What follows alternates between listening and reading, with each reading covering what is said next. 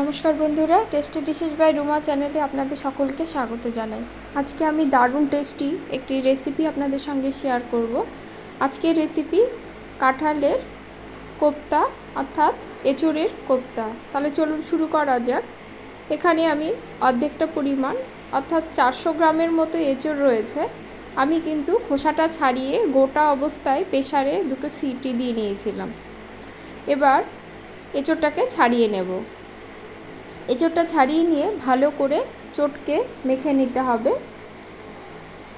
এবার একটা সেদ্ধ আলু নেব।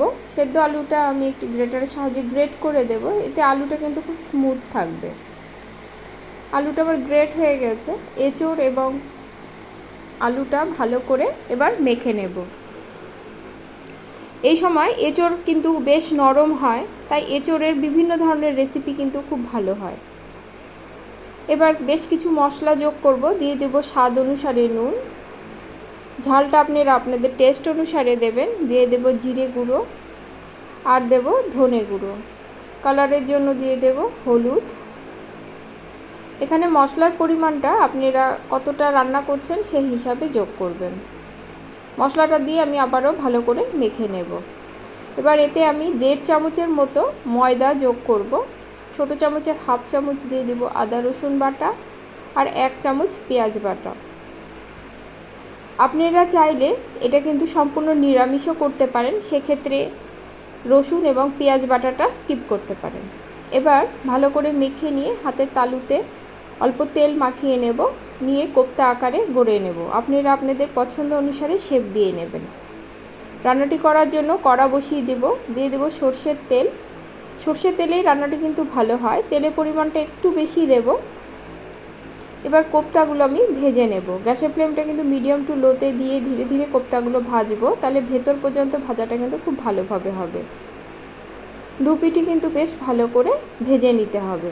এই কোপ্তাটা এতটাই টেস্টি হয়, ভাজার পরে শুধু শুধু আপনারা খেতে পারবেন। দুপিট বেশ লাল হয়ে গেছে। এবার কোপ্তাগুলো আমি কড়া থেকে তুলে নেব। এভাবে আমি বাকি কোপ্তাগুলোও তুলে নিয়েছি। তেলের পরিমাণটা অনেকটাই ছিল। এবার তেলটা কমিয়ে নিয়ে ফোড়নে দেব তেজপাতা, গোটা জিরে আর গোটা গরম মশলা। গোটা গরম মশলার মধ্যে নিয়েছি আমি এলাচ, দারচিনি এবং একটা লবঙ্গ। এবার বড় করে ডুমো করে কেটে রাখা আলুটা আমি দিয়ে দেব। আলুটা কিন্তু বেশ লাল লাল করে আমি ভেজে নেব। 3 থেকে 4 মিনিট আলুটা আমার ভাজা হয়ে গেছে, কালারটাও পাল্টে গেছে। এবার আমি এর মধ্যে দিয়ে দেব আদা রসুন বাটা আর বেশ কিছু মশলা, যেটা হলো জিরে গুঁড়ো, ধনে গুঁড়ো, হলুদ এবং ঝাল লঙ্কার গুঁড়ো। লঙ্কাটা আপনারা আপনাদের টেস্ট অনুসারে কিন্তু যোগ করবেন। অল্প জল দিয়ে মশলাটা আমি ভালো করে কষিয়ে নেব। মশলাটা বেশ কষানো হয়ে গেছে। এবার দিয়ে দেব স্বাদ অনুসারে নুন। আবারও অল্প একটু জল দেব এবং মশলাটা আরও 2 থেকে 3 মিনিট ভালো করে কষিয়ে নেব। মশলা কষানোর উপরেই কিন্তু রান্নার টেস্টটা নির্ভর করে। 2 চামচের মতো টক দই ভালো করে ফেটিয়ে দিয়ে দেব। যখন টক দইটা দেব গ্যাসের ফ্লেম কিন্তু একদম লোতে রেখে প্রথমে ভালো করে মিশিয়ে নিতে হবে। তারপরে গ্যাসের ফ্লেমটা বাড়িয়ে আমি মশলাটা কষিয়ে নেব।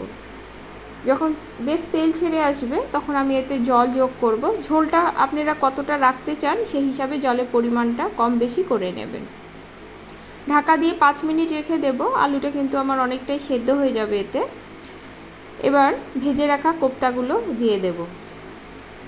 কোপ্তাটা দিয়ে আরও 4 থেকে 5 মিনিটের মতো রান্না করে নেব। দেখুন কোপ্তাগুলো কিন্তু বেশ বড় হয়ে গেছে এবং আলুটাও সেদ্ধ হয়ে গেছে। দিয়ে দেব স্বাদ অনুসারে চিনি। নিরামিষ রান্নাগুলোতে চিনিটা একটু ভালোই লাগে। আর দিয়ে দেব ঝালের জন্য 2টো কাঁচা লঙ্কা। ভালো করে মিশিয়ে নেব। এই রেসিপিটি আপনাদের যদি ভালো লাগে লাইক কমেন্ট করবেন এবং সাবস্ক্রাইব করে পাশে থাকবেন, এই অনুরোধ রাখছি। রেসিপিটি ভালো লাগলে বাড়িতে তৈরি করার অনুরোধ রইল।